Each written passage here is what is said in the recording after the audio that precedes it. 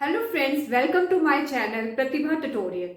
तो आज का जो मेरा टॉपिक है वो है एनसीईआरटी का 11.2 एक्सरसाइज का question number 3, find the missing values.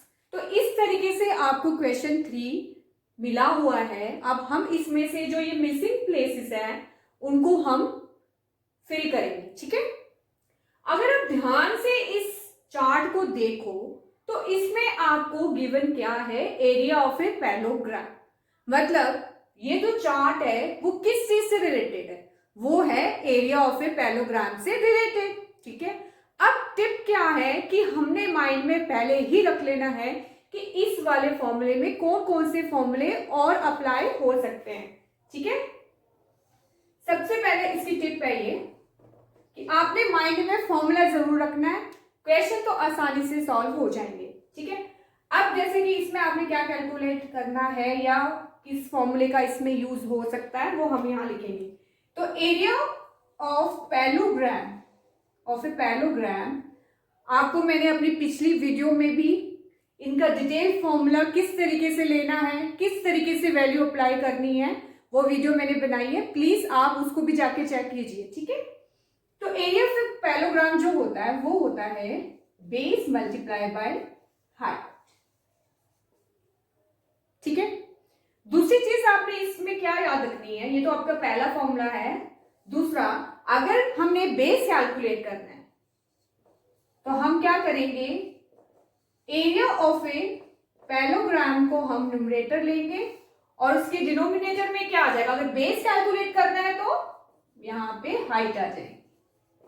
जो तीसरा इसमें हमने अप्लाई करना है वो है, अगर आपने हाइट कैलकुलेट करनी है तो एरिया ऑफ ए पैलोग्राम तो न्यूमरेटर में ही रहेगा।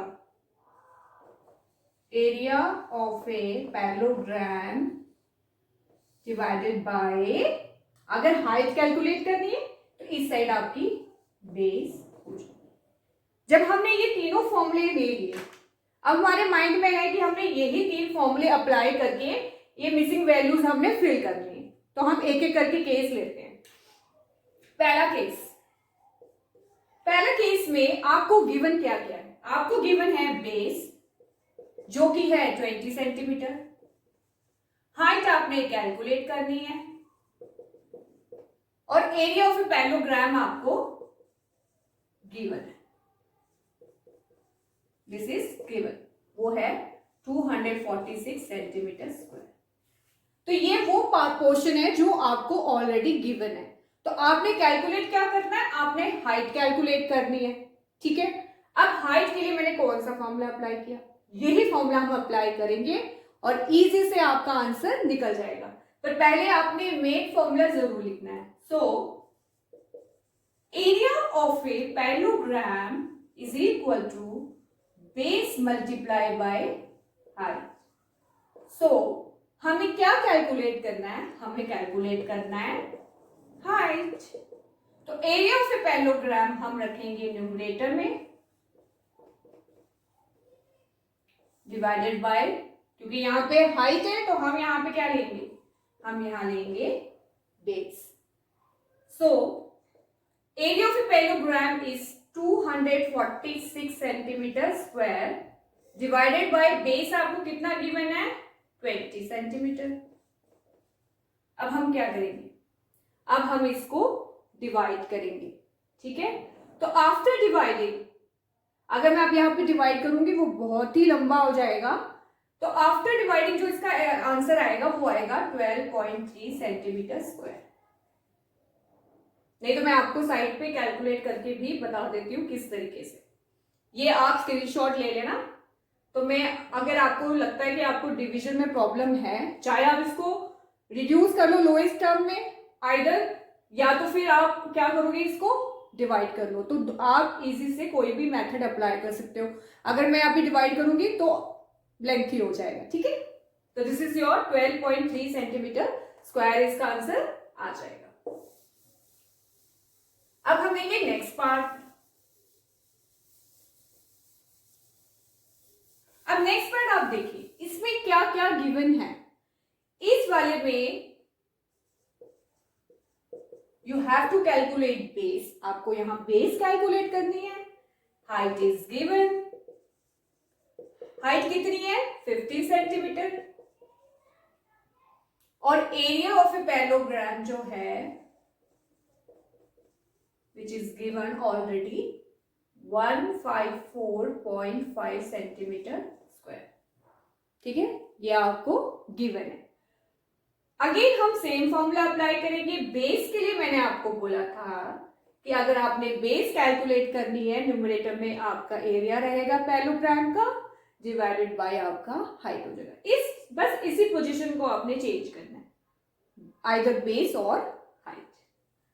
देन अगेन हम पहले फॉर्मूला लिखेंगे, area of a parallelogram is equal to base into height. ठीक है, और हमें क्या कैलकुलेट करना है, बेस कैलकुलेट करनी है।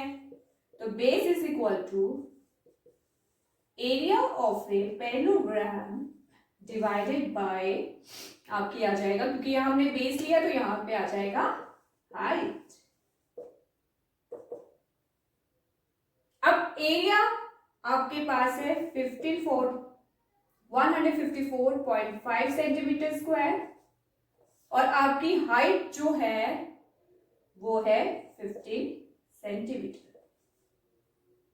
आफ्टर रिड्यूसिंग इट, चाहे आप इसको रिड्यूस करो चाहे आप इसको डिवाइड करो, आपका आंसर आता है 10.3 सेंटीमीटर। आप क्या करोगे, इसको डिवाइड करोगे 15 सेंटीमीटर से। ठीक है, तो 15 वन सा 15, ये 0 हो गया, 4 नीचे आएगा।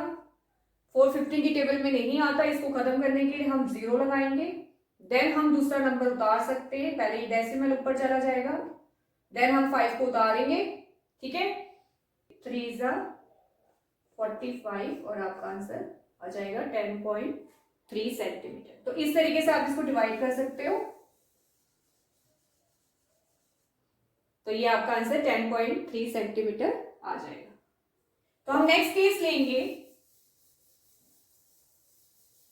नेक्स्ट केस में क्या क्या गिवन है पहले आपने वो ध्यान में रखना है कि क्या चीज गिवन है इसमें।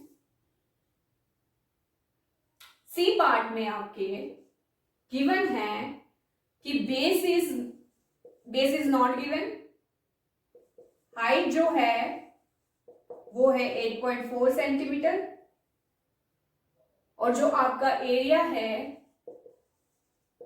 वो है 48.72 सेंटीमीटर स्क्वायर। ठीक है, अगेन हम यही फॉर्मूला पुट करेंगे, area of a parallelogram is equal to base into height. अब आपने इसमें क्या कैलकुलेट करना है, बेस। अगेन हमारा यही वाला फॉर्मूला यूज होगा, base is equal to area of a parallelogram is divided by height. Either height और बेस, तो इधर बेस कैलकुलेट करना है तो इधर हाइट आ जाएगा। Area is given that is 48.72 centimetre square divided by 8.4 centimetre. इससे ये स्क्वायर वाला कट जाएगा, और आफ्टर सॉल्विंग इट आपका जो आंसर आएगा तो वो आएगा 5.8 सेंटीमीटर आएगा। सो अब हम डी पार्ट करेंगे। सेम है, कोई मुश्किल नहीं है, बस आपने माइंड में यही रखना है कि कौन सा फॉर्मूला यहाँ पे अप्लाई होने वाला है।